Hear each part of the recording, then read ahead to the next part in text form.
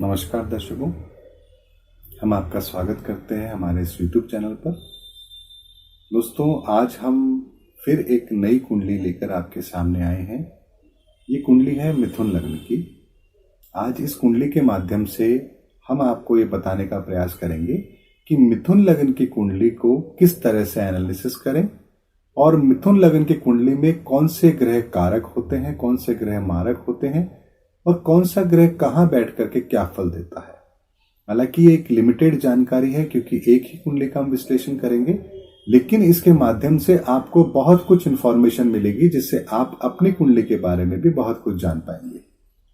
दोस्तों, यहां हम बात करते हैं जिस कुंडली की हम आपसे बात कर रहे हैं, ये कुंडली है मिथुन लग्न की और यहां पर लग्न में ही सूर्य और मंगल बैठे हैं। दोस्तों, मिथुन लग्न की कुंडली के अंदर सूर्य और मंगल दोनों मारक होते हैं और यहां पर सूर्य लग्न में बैठे हैं, मारक बन के बैठे हैं, तो यहां पर क्या होगा, व्यक्ति का नेचर बड़ा गुस्से के स्वभाव वाला होता है। अपनी बात को महत्व देना, अपनी बात को आगे रखना, सामने वाले की नहीं सुनना, मैं जो कर रहा हूं वो ठीक है, मैंने जो कहा वो ठीक है, और किसी हद तक बहुत ज्यादा गुस्से में अपना आपा खोने वाले भी व्यक्ति यहां पर जरूर होते हैं यदि किसी के मिथुन लग्न के अंदर लग्न में ही यदि वो सूर्य बैठे हो तो। और दोस्तों, यहां पर साथ में मंगल भी बैठे हैं।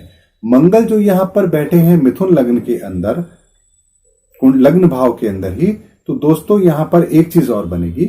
यहां पर व्यक्ति जुबान से भी थोड़ा सा कड़वा रहने वाला है, यानी सामने वाले व्यक्ति को कुछ भी कह देना बिना ये सोचे कि वो व्यक्ति को कहीं ये बुरा तो नहीं लगेगा, कहीं ऐसा तो नहीं है कि मैं जो ये बात बोल रहा हूं वो मुझे बोलनी चाहिए या नहीं बोलनी चाहिए। व्यक्ति मुंह पर ही जो बात कहनी है सामने वाले को कह देता है।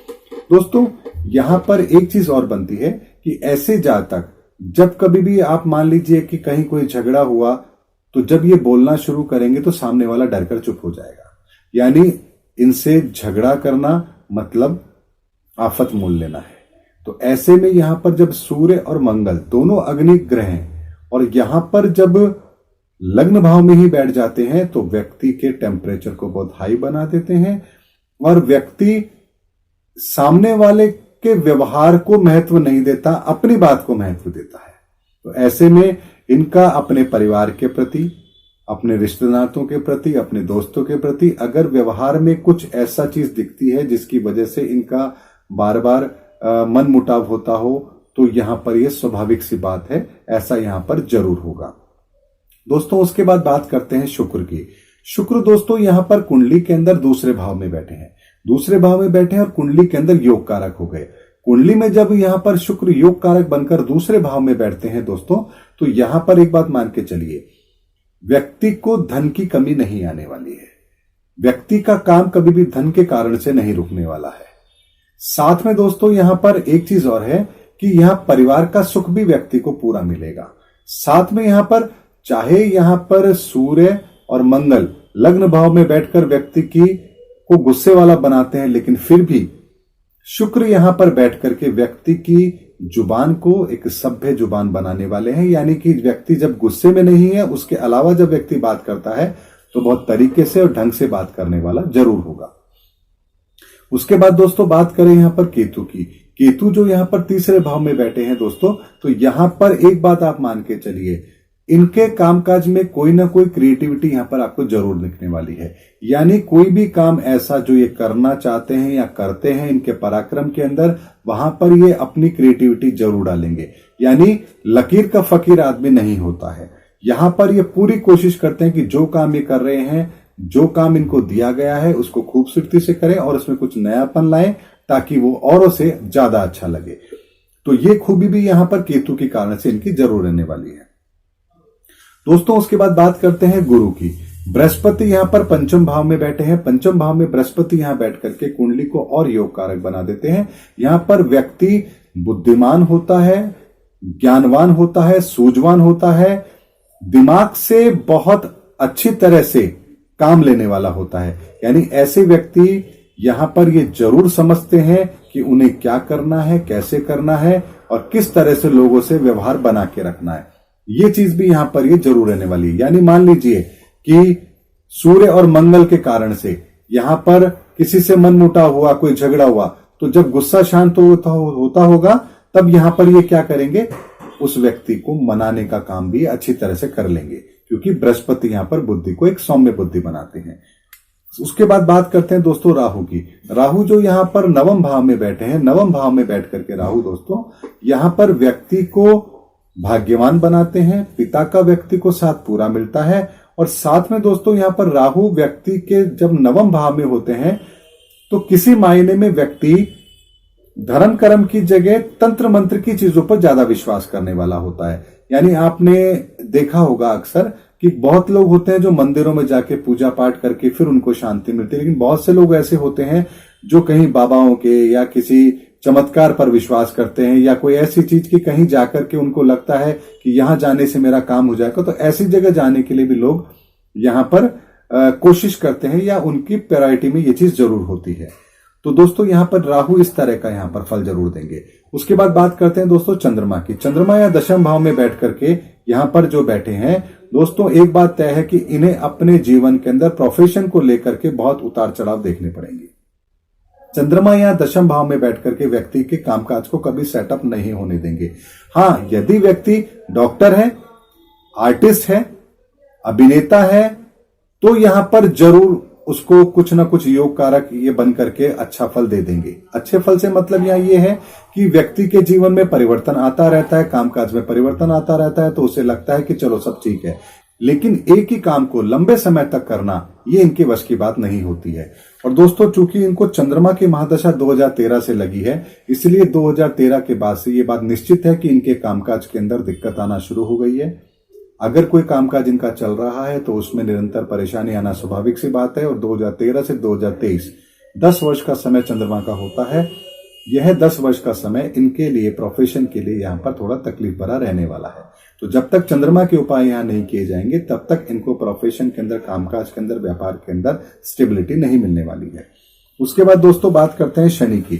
शनि या कुंडली के अंदर नीच के होकर के बैठे हैं। दोस्तों जब शनि एक योग कारक ग्रह होकर के नीच के होकर के 11वें भाव में बैठे हैं तो यहां पर ये इनके सुखों में वृद्धि तो करेंगे, बड़े भाई के साथ भी यहां पर सहयोग का माहौल रहेगा, लेकिन जब इनको जरूरत पड़ेगी तब वो सहयोग उनको नहीं मिलेगा।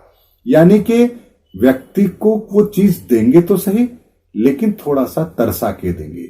यानी कहने का मतलब है कि जैसे मान लीजिए इन्होंने अपने बड़े भाई को किसी बात के लिए कहा कि भाई मुझे आपकी इस मदद की जरूरत है, तो होगा ये कि इन्हें आधे घंटे में उस चीज की जरूरत है, वो चीज इन्हें 1 घंटे या 2 घंटे बाद में मिलेगी।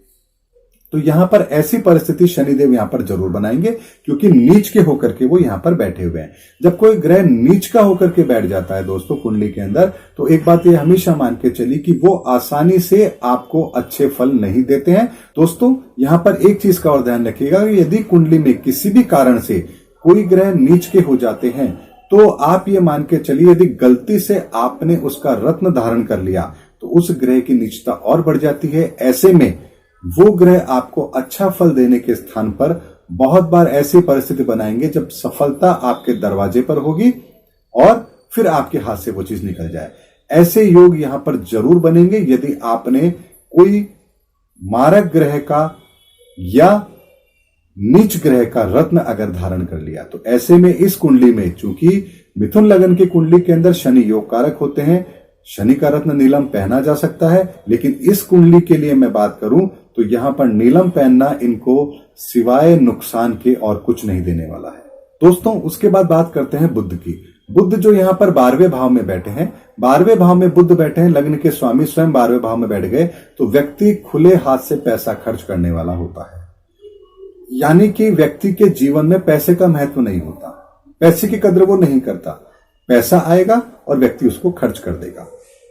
ऐसी परिस्थिति यहां पर बुध के कारण से जरूर बनेगी। हालांकि वो अपव्यय नहीं होगा, कहीं ना कहीं किसी न किसी कारण से वो इन्वेस्टमेंट ही होगा, अच्छी जगह लगेगा, लेकिन फिर भी जहां 1 रुपए की जरूरत है वहां 2 रुपए खर्च कर रहे हैं। इस तरह की प्रवृत्ति भी यहां पर व्यक्ति की जरूर रहने वाली है।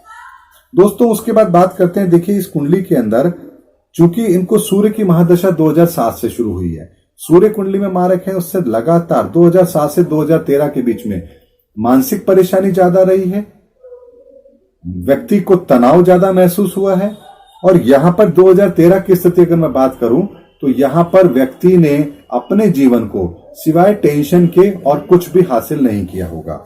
उसके बाद अगर बात करें चंद्रमा की 2013 से, तो यहां पर व्यापार से संबंधित समस्याएं भी हैं इनके साथ आने वाली है। उसके बाद मंगल आएंगे जो 2023 से 2030 तक चलेंगे, तो वो भी यहां पर इनको टेंशन देने वाले हैं। यानी अगर मैं ये कहूं कि 2030 तक का समय इनके लिए कष्ट भरा है तो यहां पर गलत नहीं होगा। लेकिन दोस्तों, घबराने की बिल्कुल भी जरूरत नहीं है।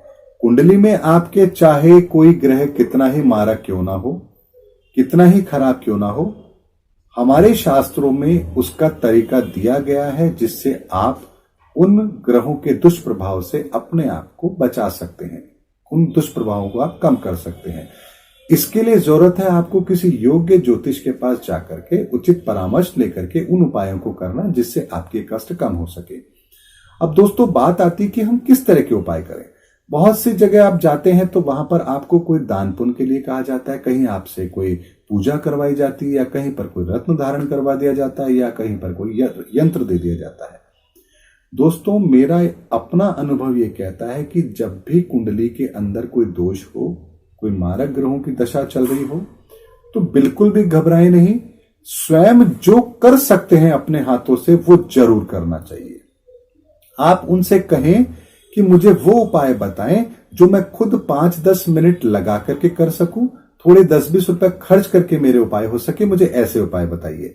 क्योंकि हर व्यक्ति रत्न नहीं खरीद सकता, हर व्यक्ति दान पुण्य भी नहीं कर सकता बड़े, हर कोई व्यक्ति पूजा पाठ भी नहीं करवा सकता, क्योंकि पूजा पाठ का मतलब फिर हजारों का खर्चा।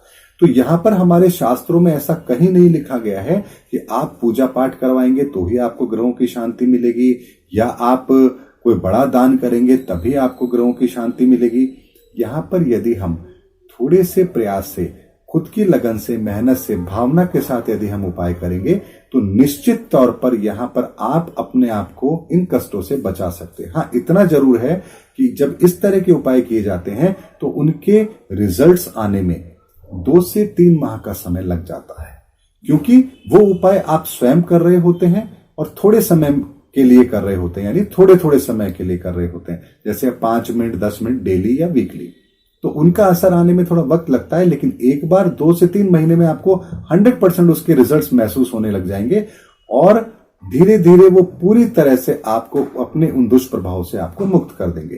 तो दोस्तों, ऐसा नहीं है कि कुंडली में कोई दोष है तो कोई बहुत बड़ी परेशानी है। आप योग्य ज्योतिषाचार्य से परामर्श लेकर के आप उन तकलीफों को दूर कर सकते हैं। दोस्तों, इस कुंडली के अंदर मैं आपको कुछ और इंफॉर्मेशन भी शेयर करता हूं। बहुत से लोगों ने मुझे कहा कि जब आप कुंडली देखते हैं तो आप उसके अंदर बल का, उसके साधनों के बारे में आप नहीं बताते। दोस्तों, वो चीजें मैं इसलिए नहीं बताता क्योंकि आम दर्शक को उससे कोई मतलब नहीं होता कि षटबल क्या है और चीजें क्या है। लेकिन यदि मान लीजिए आप थोड़ा सा भी ज्योतिष समझते हैं तो यहां पर एक चीज आप समझिए कि जब भी कुंडली देखी जाती है तो बहुत सारी चीजों का पहले से ही एनालिसिस कर लिया जाता है कि इस कुंडली में कौन सा ग्रह किस तरह से असर करेगा। वो वक्री तो नहीं है, वो नीच के तो नहीं है, वो मारक तो नहीं है, उनकी वो अस्त तो नहीं है, उनकी महादशा कब आने वाली है, अंतरदशा क्या चल रही है, उनकी डिग्री क्या है, ये सारी चीजें पहले से कैलकुलेट कर ली जाती है। अभी गोचर में उनकी स्थिति क्या है, भाव चलित में उनकी स्थिति क्या है, ये सभी कैलकुलेट करने के बाद ही मैं किसी कुंडली का विश्लेषण करता हूं।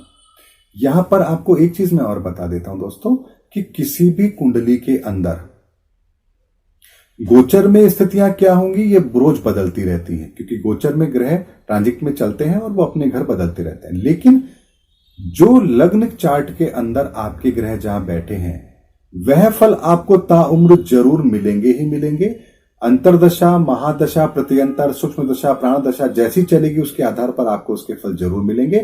तो यहां पर लग्न चार्ट के आधार पर और भाव चलित को देखने के बाद में उसके उपाय अवश्य करने चाहिए, क्योंकि दोस्तों किसी भी कुंडली को दिखाने का तात्पर्य ही यही होता है, पर्पस यही होता है कि आपको जो तकलीफ आ रही है उसका समाधान आपको मिले। दोस्तों, उम्मीद है आपको मेरा वीडियो पसंद आया होगा। अगले किसी वीडियो में फिर किसी नई जानकारी के साथ मैं आपके सामने जरूर आऊंगा। तब तक के लिए नमस्कार।